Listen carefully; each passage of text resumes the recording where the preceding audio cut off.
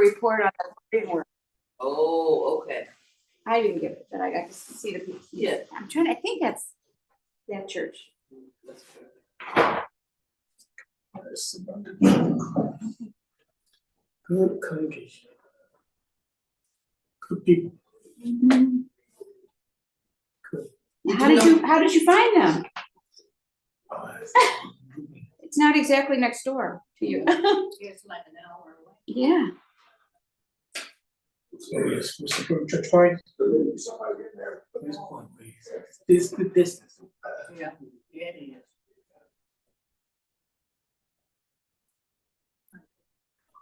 Girl, I know. 5141 St. Charles Road, Berkeley. Yeah. I've heard of it called Berkeley. Yeah, Wait, Berkeley Church, yeah, I've heard that too, with the name. we're trying to put two and two together. Is that the same area?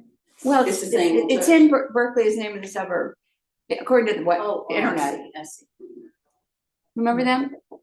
Who? The Berkeley, have you heard of Berkeley Church? I mean, West Suburban Church of Christ. I just couldn't remember where it was until I looked. I've been there, I should know. Yeah, but it's not like we go there all the time. That's for sure. It looked like that? Is that what it looked like? Yeah. Oh, Yeah. dress. Oh, yeah. Yeah. I know, I thought it was gonna be 6, at the 6th, I'm gonna be ready. So how's Paulina? Yeah, is she looking at graduation sometime soon? She's got a college graduate, high school graduate, 8th grade graduate. I knew about the little ones. Is she graduating in May or August? Yeah. Oh my goodness, okay.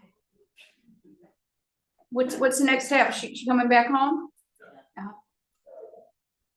Now, Robbie's was what, 6th grade? That's 6th grade, right? Yeah. Robbie's in 5th. This is a Also message I graduated just, fifth text I grade, just going got into- from Jan's He'll go neighbor. into 6th grade, yeah. So it's his last year at the elementary school, and next year he'll go to the middle school. If she's home, Oh, she can middle buzz school is people 6th into the, In our But- time, yeah. Jan would not react. How does she get to the buzzer? college. I mean, can Jan get to the buzzer to let somebody in? No, but This person can't. Kasia would let us in. Jan wouldn't react well to that, just going in, I don't. opening the door and going in. Just to tolerate a broken door, that most of us would not. That's interesting because she texted me last week when I asked her if I could drop off anything. She said, "Well, Casa," but she spelled with C. Oh, well, Maybe I don't. that's what she. But Jan, it spells well. That's why I'm surprised. Yeah. Wow, thank you. That's- Something really Still strange. not well. Something really strange stuff going on. Yeah.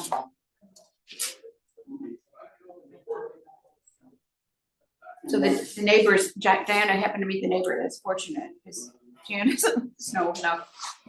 Well, I don't know what she would do if somebody just came into her apartment. But who would tolerate the front door not being closed? I mean, that is so weird. Because it's right near their college, so. Well, I mean, they can't get in the They bottom can't door, get in but the still, building. Oh, okay, she's on the second floor. But I mean, still, when any of us would. I mean, the have door somebody do is, something, right? the door is closed, Yeah. but but just not- it's not locked, so we just. It's just strange. Well, the fire department's been there at least twice. Don't break the door, just come in. Yeah. all the fire department do break stuff. So what are they coming for? She called him, I guess, She right? fell Oh, she and couldn't Again. get up. Many times. Oh, is that why? Oh, she fell many times? Last night is the latest thing. She refuses to go to the hospital. When she didn't show up for lunch, that was really strange. And it was Yeah. a day before she responded. This is like 3 weeks ago. Okay, we're ready finally. Something- We got the tax receipts. Good. Everything passed out? Well, yeah, I gave them to Carlos. Wonderful. Yeah, the staff like this. I know. Mail What delivery. happened, mostly it was me, but it was a little complicated getting the credit card, those who contribute by credit card. We switched during the year from one servicer to another, so anyway. So when's the show was? I want to say telethon. What is the phone-a-thon? When is that? 20th. The 20th. Thursday. I was sitting here on Thursday. Why haven't they called? I don't know why I thought it was last.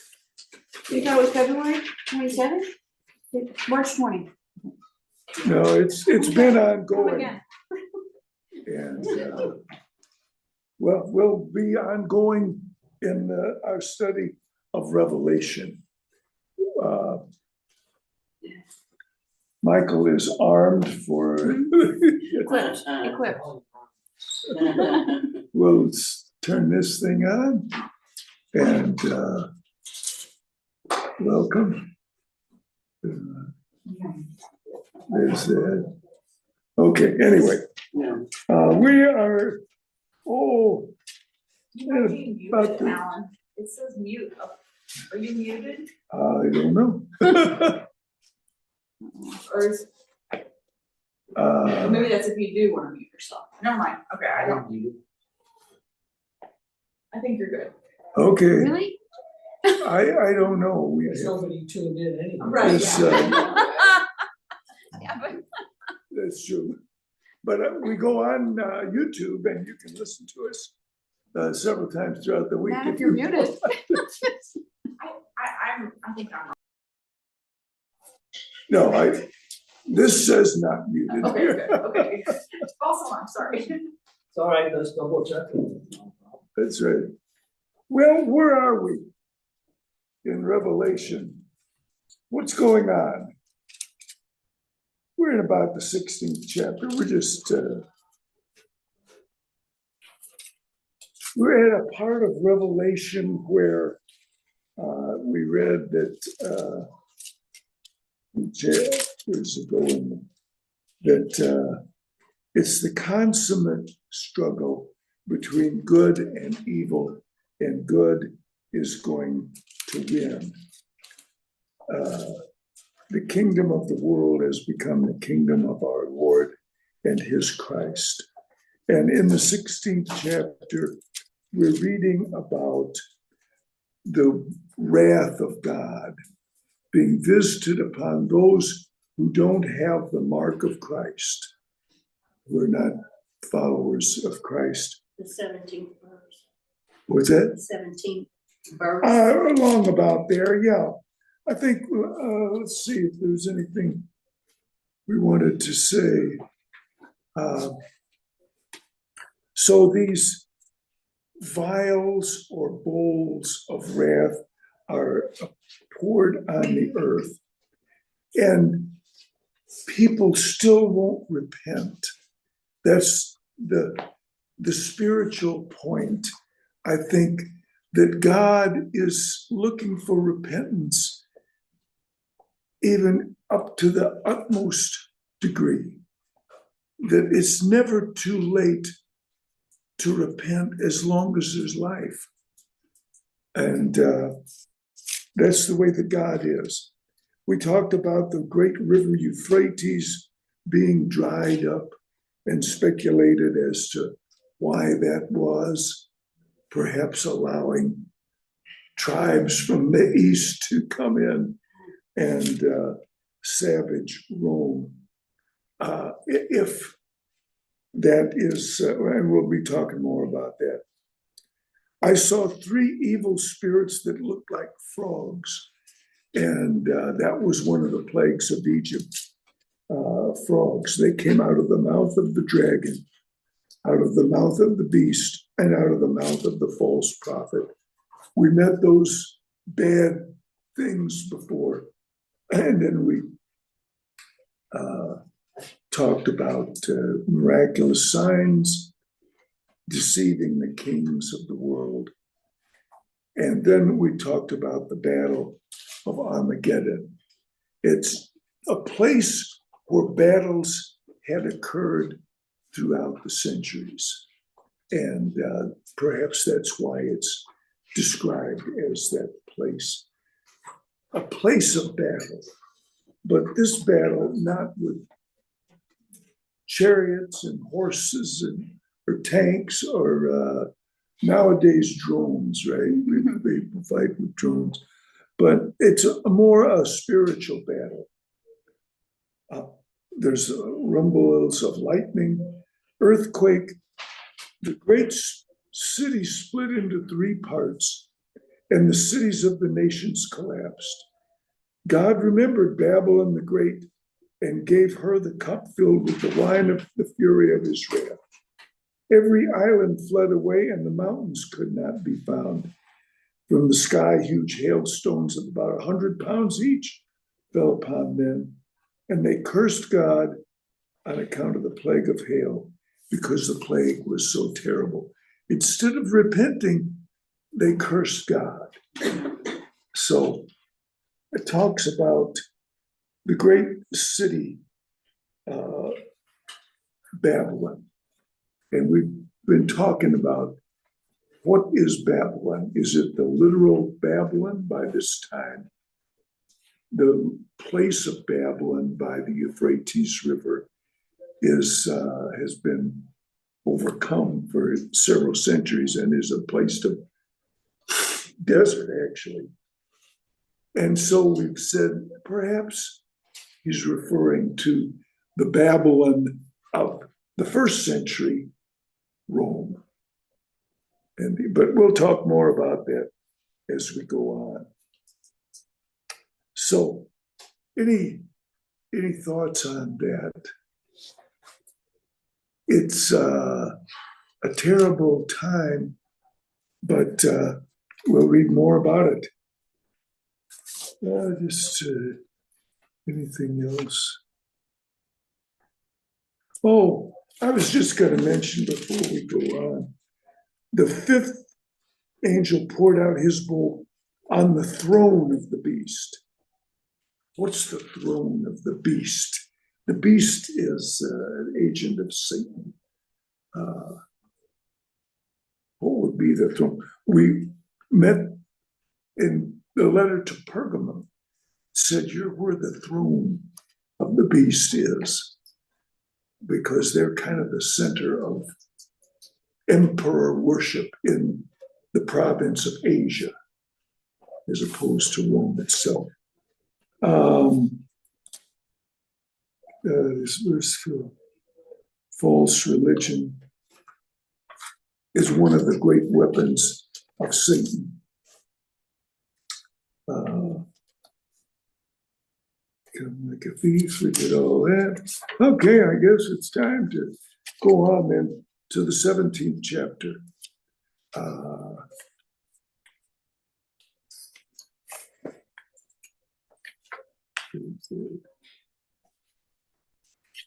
Okay. One of the seven angels who had the seven bowls came and said to me, "Come, I will show you the punishment of the great prostitute who sits on many waters. With her, the kings of the earth committed adultery, and the inhabitants of the earth were intoxicated with the wine of her adulteries. Then the angel carried me away in the spirit into a desert. There I saw a woman sitting on a scarlet beast that was covered with blasphemous names and had 7 heads and 10 horns. The woman was dressed in purple and scarlet and was glittering with gold, precious stones, and pearls. She held a golden cup in her hand, filled with abominable things and the filth of her adulteries. This title was written on her forehead: Mystery, Babylon the Great, the mother of prostitutes and of the abominations of the earth." So, who is that lady? Or if we could call her that, prostitute. Well, you say it's Rome. I argue and say it's. I didn't say anything. I asked the question. Jerusalem, what'd you say? Yes. Jerusalem's called prostitute in the Old Testament.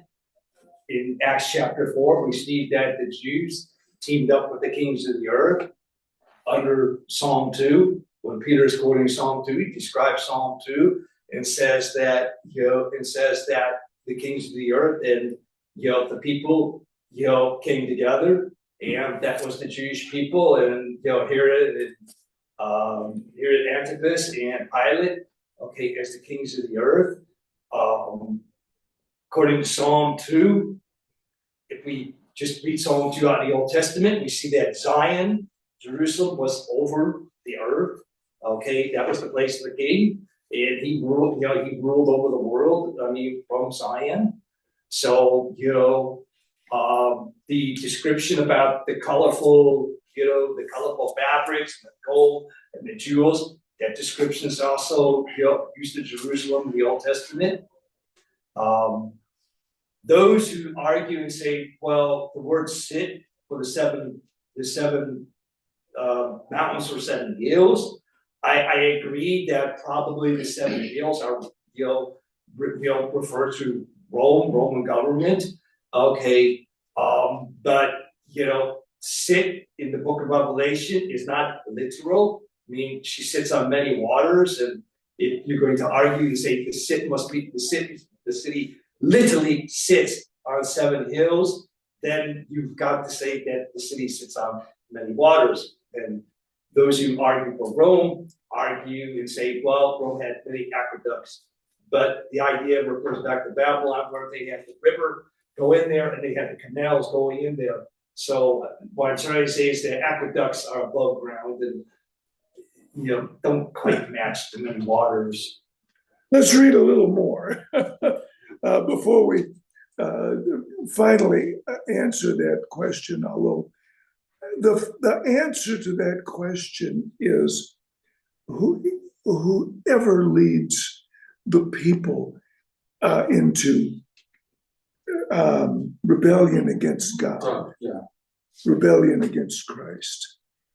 We can say, well, maybe at this point in time, it was one thing, but it's really any force that leads people astray, I think. That's the point of the Revelation. Clear. I mean, That's what God is. God will punish those who rebel against him. Yeah. So, Yeah. I mean, yes, the message is clear. I mean, So- that God will punish those. I mean, it's So it's Rome. It's Rome that lead the people astray to, follow their wickedness. yeah.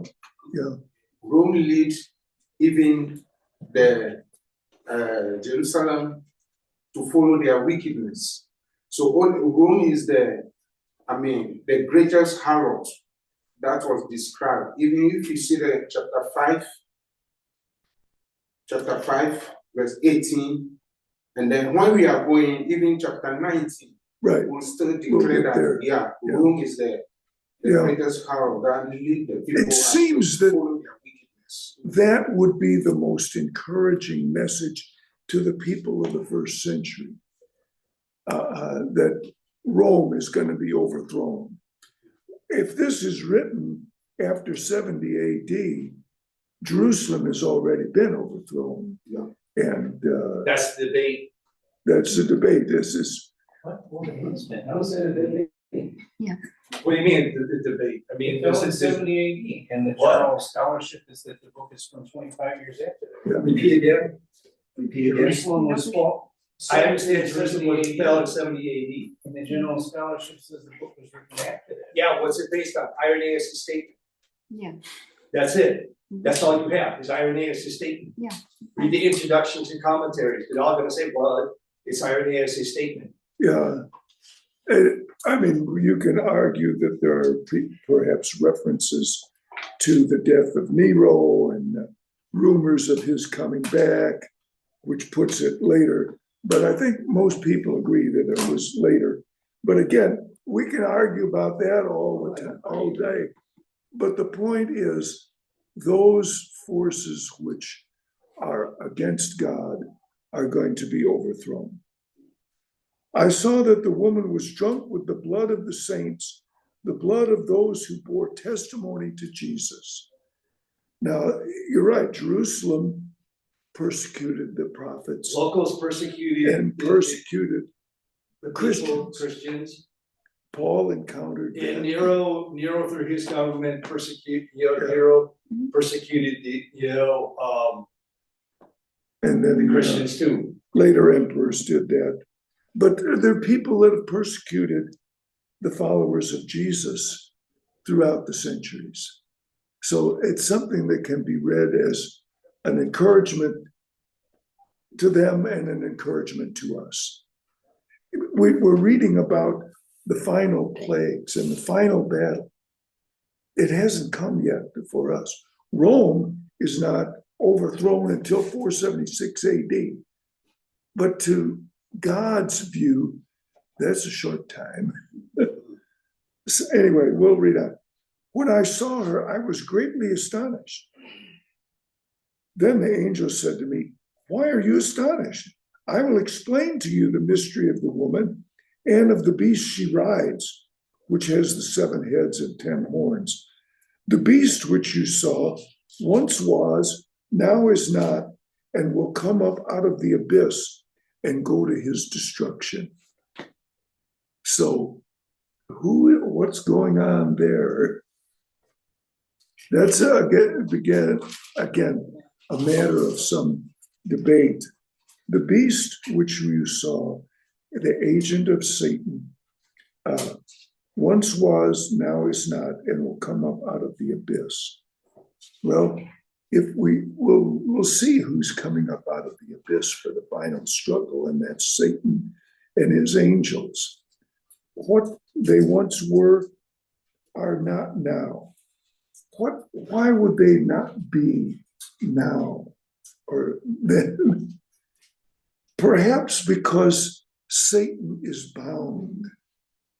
Jesus said, in order to conquer the strong man's house, you must first bind the strong man. Is Satan the strong man who has been prince of the earth, but now is bound by the coming of Christ and limited in his ability to prosecute and condemn people? And that will come back for a final struggle. That's one way to view that. Other people think, well, it may be a reference to Nero, because after his death, there was a rumor that he was going to come back. It could be emperor, it could be also emperor worship. The idea that emperor Could be. worship goes in, the power that emperor worship goes into hell. Okay, because that might be the emperor worship that goes into hell. But keep in mind that concept of binding. We're going to talk about binding in the coming chapters. Anyway, the inhabitants of the earth whose names have not been written in a book of life from the creation of the world will be astonished when they see the beast, because he once was, now is not, and yet will come. Well, He's out of sight? Yes. well, that's the question. Yeah, is limited, has disappeared. Somehow it's going to come back out of the abyss, the bottomless pit. Confined. Not destroyed, finally, but confined. Anyway, this calls for a mind with wisdom. So, anybody in here? I'm not sure I am. The 7 heads are 7 hills on which the woman sits, and that comes. Now, I realize that some scholars have identified 7 hills around Jerusalem, but it was not recognized as a city on 7 hills, whereas Rome was and is today. Well, Rome incorporated the 7 hills, and it has more than 7 hills, but I'm not going to get into Yeah, the nitpickiness about. I still have to study that a little more closely. so that seems to be, anyway, there are also 7 kings. 5 have fallen, 1 is, the other has not yet come. But when he does come, he must remain for a little while. And so, who are those kings? Emperors? Are they looking forward to one who's going to be an antichrist type of emperor, Domitian, or, again, those with wisdom, perhaps wisdom at that time, were able to more clearly understand this than we do. Some argue and say, well, king is not meant to be literal here. That he's Yeah. talking about, That's okay. he's talking that king also means power. And it's also used in Daniel, king and kingdom are interchangeable in the book of Daniel.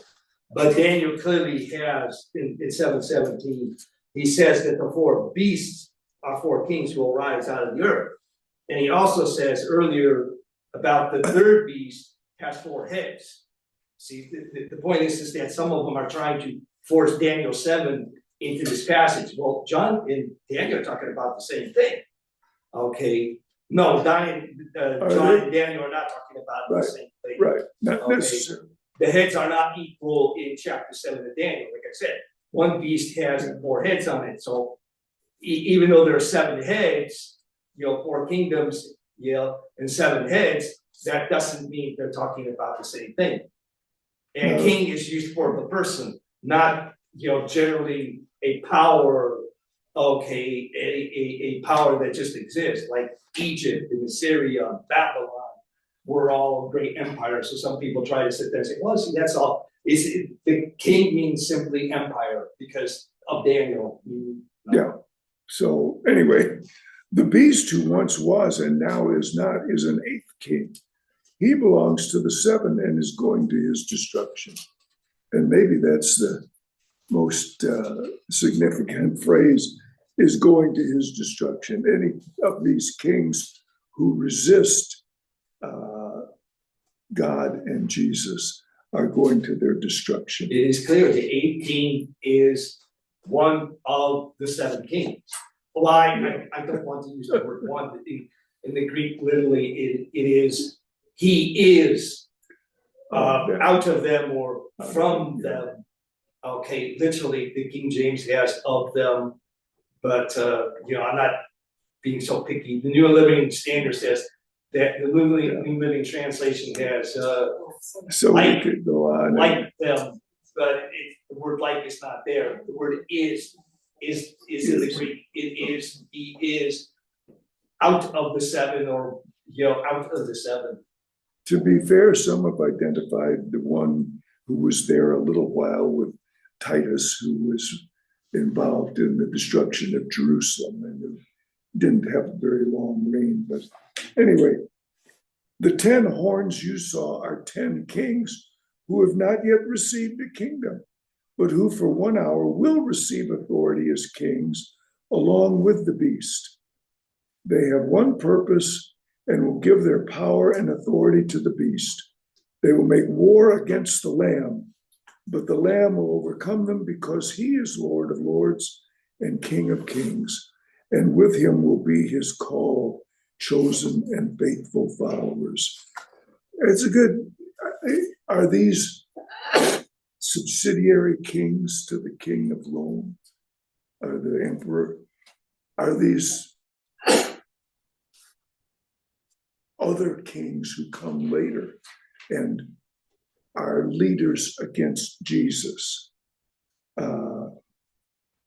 and who persecute the called and faithful followers? Not too clear who those 10 are. 10 kings, leaders. Well, it sounds like their mission is to destroy Yeah. Babylon. Well, this to destroy. Desolate Babylon, desolate Babylon, make her naked, devour her flesh, is what the text says. Well, we have to read on. Then the angel said to me, the waters you saw where the prostitute sits are peoples, multitudes, nations, and languages. So this is a worldwide thing. The beast and the 10 horns you saw will hate the prostitute. They will bring her to ruin and leave her naked. They will eat her flesh and burn her with fire. For God has put it into their hearts to accomplish his purpose by agreeing to give the beast their power to rule until God's words are fulfilled. They're trying to destroy the prostitute, but to accomplish the purpose of the beast. So it's a kind of a difficult thing to understand, to put it lightly. They will bring her to ruin.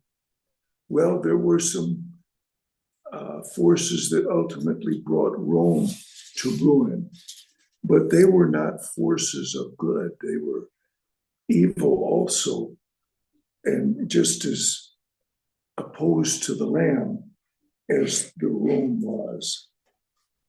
Anyway, the woman you saw is the great city that rules over the kings of the earth. And we could talk about Jerusalem. I don't know that it is the great king that rules over the kings of the earth. In a sense, they rule, Jerusalem ruled over their land of Palestine. Its greatest extent came under Solomon, where it reached to the Euphrates River. Wasn't the nation of Israel supposed to be a kingdom of priests to the nations? Well, that's And the temple, according to Solomon, was kind of like a light beacon to the nations. it was supposed to be. I don't know that they ruled, but and they mostly failed in that. Well, that's true, they failed, I mean, you know, they ruled, you know, they, instead of doing what was right, they did what was wrong. Yeah. Okay, Yeah. when they acted right, then, you know, they were in accordance with God's will, you know. There was never a plan for them to take over the world. Right, right.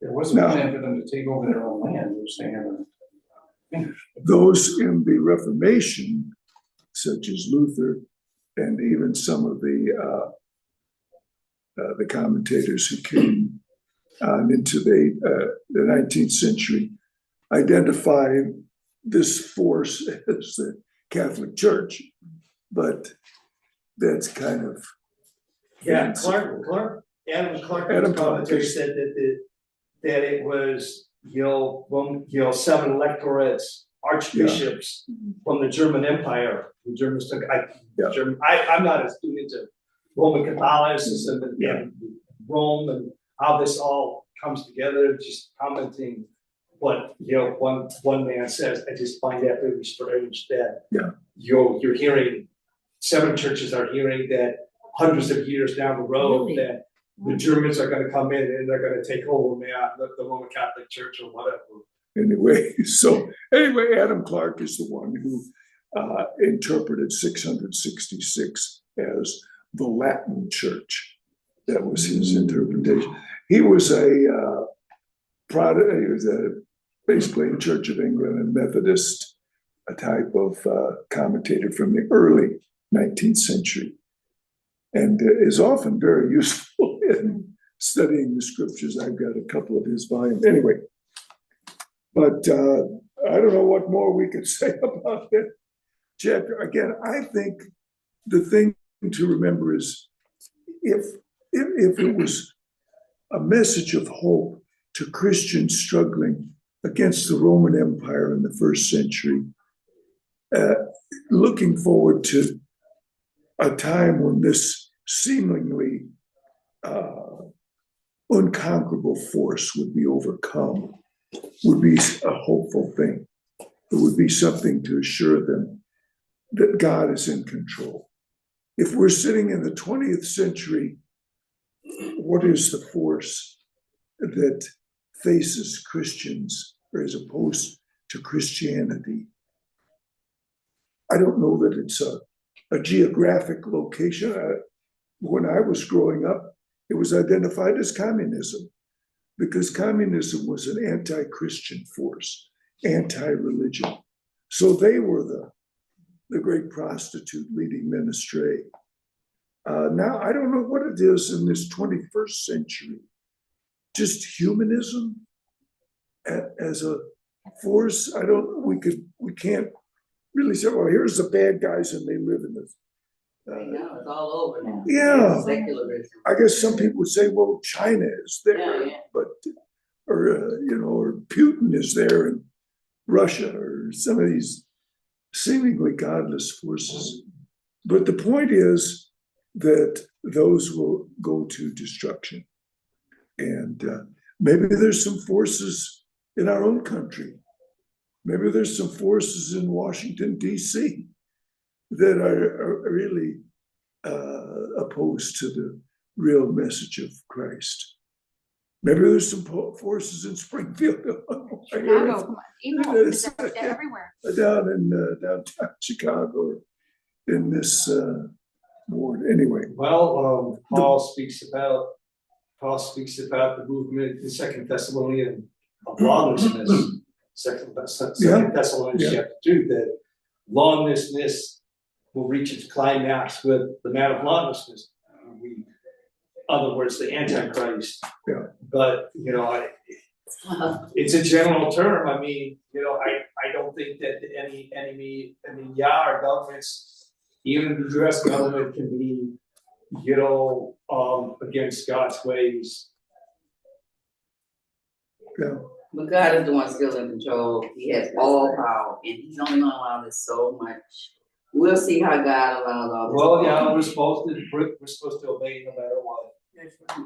The point also is that God, you talk in the Old Testament, how did He accomplish His will of getting rid of the evil empires?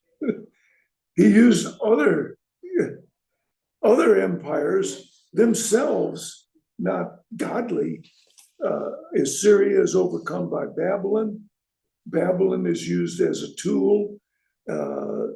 And there's so many references in Revelation to Daniel that's a good illustration. Babylon is used to discipline God's people through captivity.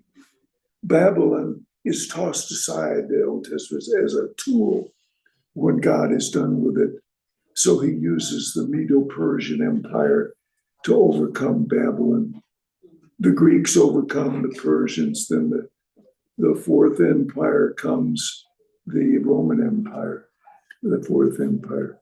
And God, they're a godless force, but so God will perhaps continue in that way, destroying those who are opposed to His message by not necessarily using Christians to accomplish that will, but other forces.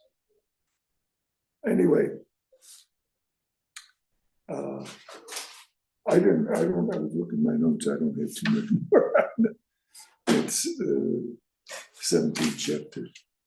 Simply put, evil is consuming evil. Yeah, That's what you That's got, a one good way to empire, put it. evil empire, consuming another, and it's a continual process. It's still going on today, that's good for and that's, I think we have to see it, and we gotta decide, are we gonna love the world or are we gonna love God? Right. What side are we gonna be on? Because this is gonna continue until Christ comes back. That's what China and Putin and all those It's a guys. good point. The temptation is, if there's something destroying the bad, to latch onto them. They must be good, but not necessarily. We need to maintain our perspective of focusing on Christ and His kingdom. The world would say the kingdom of Christ, where's their soldiers? Where's their drones?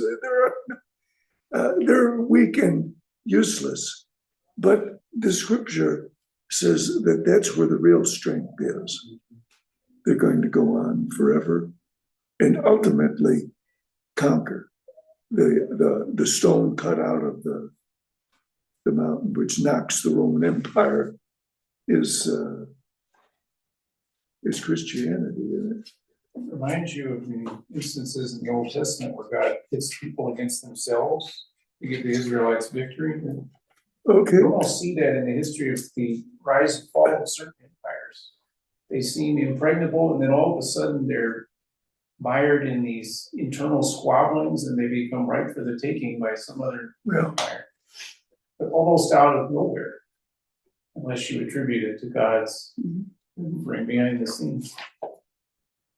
I would almost say, and it would require more study, that in the lessons of history illustrate that God is in control, because those forces that would seem to be the weaker often are triumphant. for instance, Babylon seemed very, very strong. And yet, in Daniel, we'll read they're overcome in a day by the invaders of Babylon. When you think of the conflict between what became the Persian Empire and the Greeks, the Persians had bigger armies. I guess, some would argue, well, the Greeks were more disciplined, blah, blah, blah. But, they are kind of the weaker force, but they're triumphant. And God can work that way and give rise to some surprising results. That which seems to be the most powerful force often is the one that is put to flight. And that's the way it was when the Israelites were struggling against, like, for instance, the time of the judges. God said, you'll have to engage in the struggle, but it's me. I'm going to make the superior force run away. I'm going to make them lose the battle. Anyway, Can I go over the kings before you move on? go to what? Briefly, the kings, the Oh, five yeah, kings. look at all this, yeah. Oh, okay, sure. I didn't see all that. Go ahead. That's okay. So in the first king, okay, the book says there are five have fallen. One is, and one is to come. Okay, Okay, that's the seven kings, going over the seven kings. those are Roman empires, by Those the are way, Roman emperors. starting with Julius Titus, Caesar. Julius, Augustine, Augustus. Tiberius, Caligula, Claudius, Nero, Galba, Otho, Vitalis, Vespasian, Titus, Domitian, Nerva, and Trajan. Okay, so this is how some people view it. Okay, the sixth king becomes Nero. Okay, the five fallen, Julius through Claudius. I just put some notes there to say, okay, those five who fell do not persecute God's people. It's hard to say. Julius liberates the Jews. He gives them a lot of freedom. Augustine hated the Old Testament faith, but it later wanted animal sacrifices for his worship. Tiberius enslaved some Jews, and then he banished Jews, and then he allowed them to come back in. That's before Christianity, before Pentecost, I would say. Okay, and then Caligula twice tries to force emperor worship on the Jews. That has really nothing to do with Christianity, but I'm trying to explain that emperor worship was in the land of Palestine. Okay, don't say that it was not in. It was not in the land of Palestine. It wasn't in the land of Palestine. And then those disagree and say, well, no, the 16th shouldn't be Nero. It's got to be Galba because Galba, because they don't like Julius Caesar as the first king. There's some disagreements about choosing the kings. Okay, right. All kings who are 8 make no sense because he clearly says he is out of them, from them, or of them, of the 7. So these kings who are 8 make no sense.